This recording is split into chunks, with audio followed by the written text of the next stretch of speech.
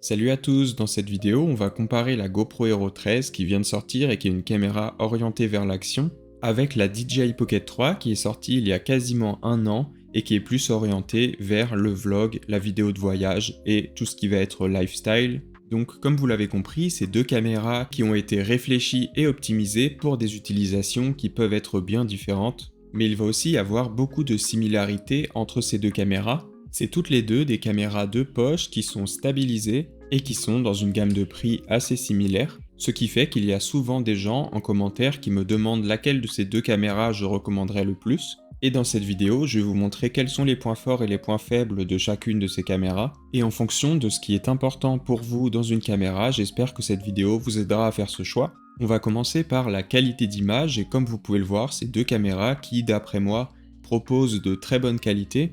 La GoPro va avoir un avantage en termes de résolution parce qu'elle peut filmer en 5.3K comparé à la Pocket 3 qui est limitée à du 4K, ce qui peut être un avantage quand on a prévu de zoomer ou de recadrer un petit peu son image, on va conserver un maximum de résolution. Mais la qualité d'image, c'est pas seulement la résolution, donc maintenant on va parler de la taille de capteur. La Pocket 3 possède un capteur de 1 pouce, ce qui est bien plus grand que celui qu'il y a dans la GoPro 13. La Pocket 3 va donc avoir plus de facilité sur la plage dynamique et sur les détails d'une image. Le capteur 1 pouce a la capacité de capturer plus de lumière, ce qui va améliorer la qualité globale de l'image et surtout en basse luminosité. Et un plus grand capteur, ça va aussi jouer sur la zone de focus. Comme vous pouvez le voir sur ces images, il y a un léger flou d'arrière-plan, ce qui peut être une qualité pour isoler un sujet, mais ce qui peut aussi être un défaut parce que la Pocket 3 a donc un système d'autofocus, alors que la GoPro est tout le temps en focus jusqu'à l'infini. Donc la Pocket 3 sur ce point-là va faire des plans qui sont un petit peu plus plaisants grâce au flou d'arrière-plan, mais par contre la GoPro ne manquera jamais un moment car elle sera tout le temps en focus, ce qui est logique pour une caméra d'action car on ne peut pas se permettre d'avoir un moment où la caméra est en train de faire la mise au point alors qu'il se passe le moment intéressant à capturer. Pour ce point-là, ça va dépendre totalement de vos besoins. Maintenant, on va parler tout simplement du style de l'image parce qu'on peut remarquer des différences. Par exemple, les images de DJI sont plus froides que les images de GoPro qui ont tendance à avoir beaucoup plus de teintes jaunes. C'est deux styles différents, mais on peut voir avec la GoPro, pour compenser avec son petit capteur, qu'il va y avoir une plus grosse retouche logicielle sur les images, pour essayer de faire ressortir un maximum les détails, mais ce qui va faire que la Pocket 3 a un look qui est un petit peu plus flatteur, surtout quand on va filmer un visage parce que les images de la GoPro ont l'air d'être un petit peu trop travaillées, et du coup elle essaye de faire ressortir du détail partout, même sur le grain de la peau, ce qui peut être un désavantage quand on filme son visage. Une grosse différence qu'il y a entre ces deux caméras, ça va être l'angle de vue, puisque la Pocket 3 est bloquée à un angle fixe de 20 mm, ce qui est un angle qui est polyvalent. Avec ça on va pouvoir faire un peu de tout, on va pouvoir faire du portrait sans qu'il y ait trop de déformation sur le visage, on va aussi pouvoir faire du paysage, on va pouvoir filmer des choses qui sont à quelques mètres de nous sans avoir trop de mal à les voir, alors que la GoPro va avoir un angle de vue qui est bien plus large. Depuis le début, je vous montre des exemples filmés en linéaire avec la GoPro, donc ça va donner un angle de vue qui est sans déformation du grand angle, mais on peut choisir des angles de vue qui sont plus larges. Donc voilà ce que ça donnerait en super vue avec la GoPro, comparé à la Pocket 3 qui reste bloquée à 20 mm, et voilà ce que ça donnerait maintenant en hyper vue, qui est l'angle de vue le plus large que propose la GoPro. Évidemment, la Pocket 3 a un angle de vue bien plus naturel et bien plus flatteur, mais le grand angle de la GoPro nous permet d'incorporer bien plus d'éléments du décor dans une scène sans avoir à tendre le bras au maximum, ce qui va donner des plans qui sont plus immersifs, comme si on pouvait voir en 360 dans la scène, ce qui permet d'incorporer une grande partie de notre corps dans les vidéos, ce qui peut être très important quand on filme des sports d'action. Toujours lié avec l'angle de vue, ça va être les différents formats d'images que ces caméras proposent. Avec ces deux caméras, il est possible de filmer en portrait en 9/16 pour poster ça sur les réseaux sociaux. Et avec ces deux caméras, ça va être fait à partir d'un recadrage, donc il n'y a pas besoin de tenir sa caméra sur le côté pour avoir ce format d'image. Et ces deux caméras vont proposer un autre format d'image. Pour la Pocket 3, c'est un format carré en 1/1, alors que sur la GoPro, c'est du 8/7, donc pas complètement carré, mais c'est l'intégralité de l'image du capteur. Et ces formats d'image vont être très pratiques si par exemple on veut en tirer un format pour YouTube et un format pour Instagram dans un seul clip vidéo. Un autre point qui est très important dans une caméra, ça va être la plage dynamique. C'est la capacité qu'a une caméra à capturer des détails dans des zones très lumineuses et dans des zones très sombres en même temps. Ce qui est important dans des scènes qui sont très contrastées pour avoir des images qui sont équilibrées et qui ne vont pas avoir des zones qui sont cramées ou qui sont trop sombres. Donc voilà quelques comparaisons dans des scènes que j'ai trouvées intéressantes pour comparer la plage dynamique. J'ai fait exprès d'être dans des conditions lumineuses qui sont assez difficiles pour voir comment les caméras allaient gérer ça. On peut voir que les deux caméras ont du mal dans ce genre de scène. Sur les deux images, il y a des zones qui sont complètement cramées, où ça serait impossible de tirer du détail de ces endroits tout blancs, mais il y a certains moments où la Pocket 3 est au-dessus. Même si c'est des zones qui sont très lumineuses, on arrive encore à distinguer un petit peu de grains de peau ou à voir les graviers qui sont par terre, alors qu'avec la GoPro, il y a absolument plus du tout d'informations dans ces zones-là. Mais la GoPro offre un mode HDR exactement pour ce type de scénario, donc j'ai voulu comparer avec l'image normale de la Pocket. On voit effectivement que les détails sont mieux préservés au niveau du sol, alors que c'était tout blanc dans le plan d'avant. Le HDR peut donc être très pratique dans ce type de scénario, mais il va aussi causer des problèmes. Par exemple, ici, on va voir que ça me fait un teint de peau qui est orangé par rapport à la Pocket 3, donc le HDR peut avoir ce type de désavantage. Il va falloir choisir si on préfère une image qui est un petit peu trop sombre mais avec des couleurs qui sont plus fidèles à la réalité, ou alors une image avec une meilleure exposition mais qui va avoir ce genre de problème comme une teinte pas naturelle sur la peau.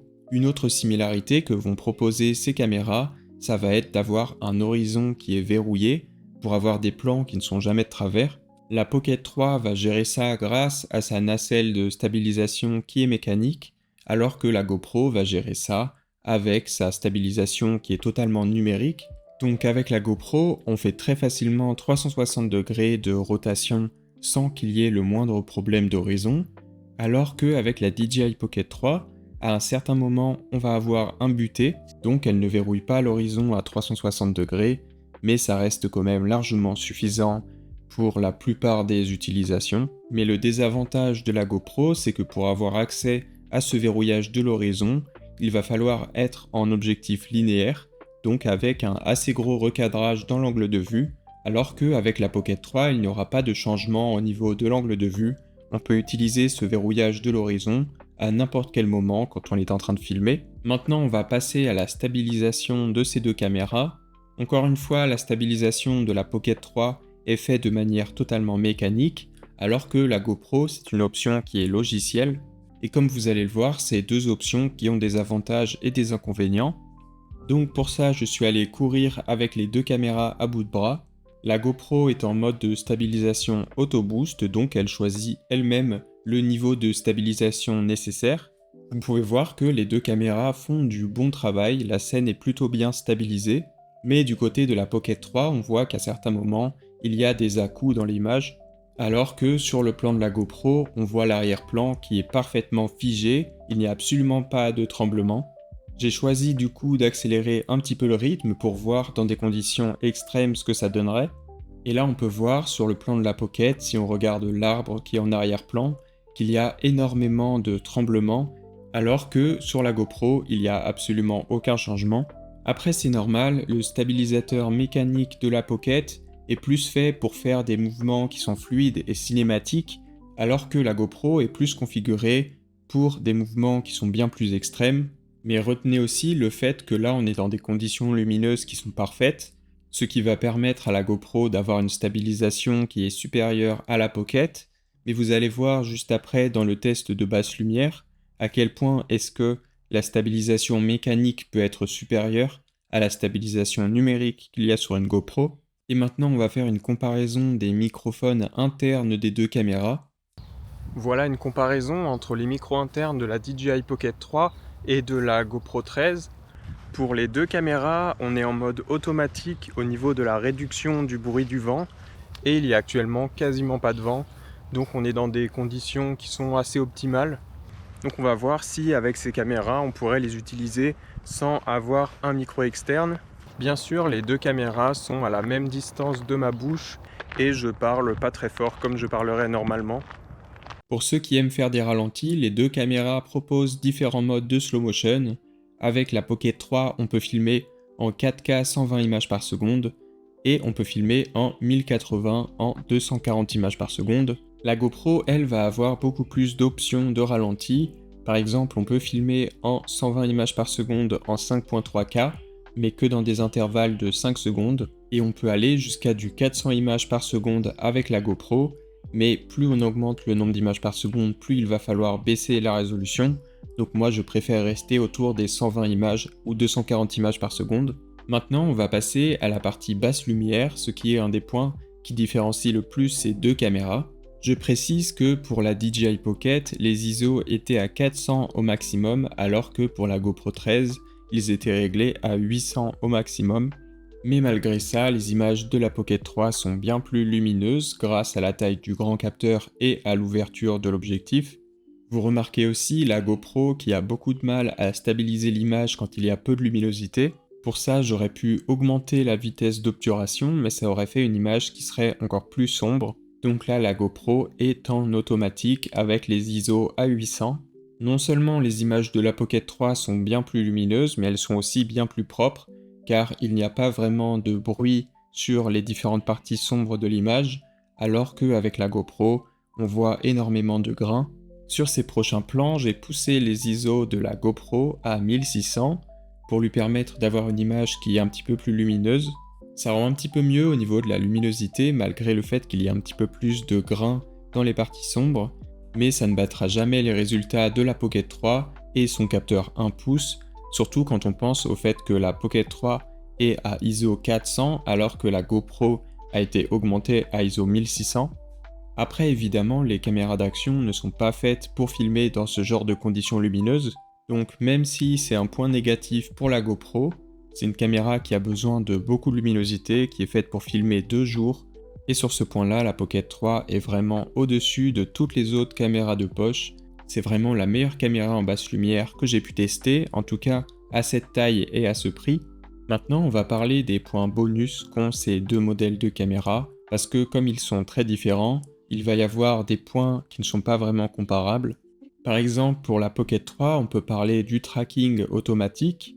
Donc on va pouvoir sélectionner un objet ou alors son visage, et la caméra posée sur un trépied va être capable de suivre ce sujet, ce qui peut être très pratique quand on se filme tout seul. Et quand on a une caméra sur un trépied, ça permet d'avoir des plans qui sont plus intéressants et plus dynamiques, alors qu'avec la GoPro, à moins qu'on fasse un recadrage logiciel plus tard, il n'y a aucune option de ce genre.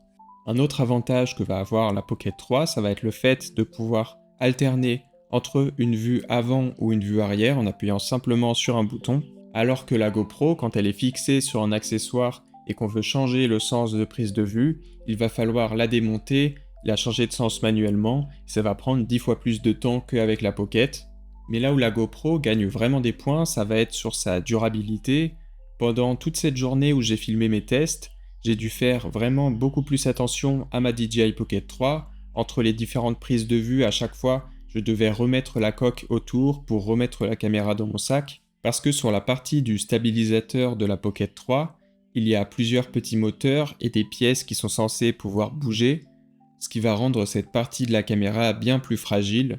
Donc il y a certaines activités où jamais j'oserais emmener ma Pocket 3, que ça soit pour sa fragilité ou alors le fait qu'elle ne soit pas waterproof, alors que j'ai aucun problème de tenir ma GoPro dans la main quand je suis en train de skater par exemple, puisque la GoPro c'est vraiment une brique, il n'y a absolument rien qui dépasse, et si jamais on abîme le verre de protection devant l'objectif, c'est une pièce qu'on peut changer, alors que si on endommage la moindre partie sur la Pocket 3, on peut être sûr que la caméra n'est plus utilisable. Bon bah voilà, on arrive à la fin de ce test. Comme je vous l'ai dit au début, je fais absolument pas cette vidéo pour dire qu'une caméra ou qu'une marque est meilleure que l'autre. Elles ont toutes les deux leurs points faibles et leurs points forts, et moi-même ayant ces deux caméras en fonction de l'activité que je vais faire, je vais choisir l'une par rapport à l'autre, et j'ai filmé des images que j'aime beaucoup avec ces deux modèles de caméras. Donc je vous invite à me dire en commentaire laquelle de ces deux caméras est le plus faite pour vous. Et si ça vous intéresse, j'ai aussi comparé cette GoPro 13 avec une GoPro 11 pour voir la différence qu'il y a entre plusieurs générations de ces caméras.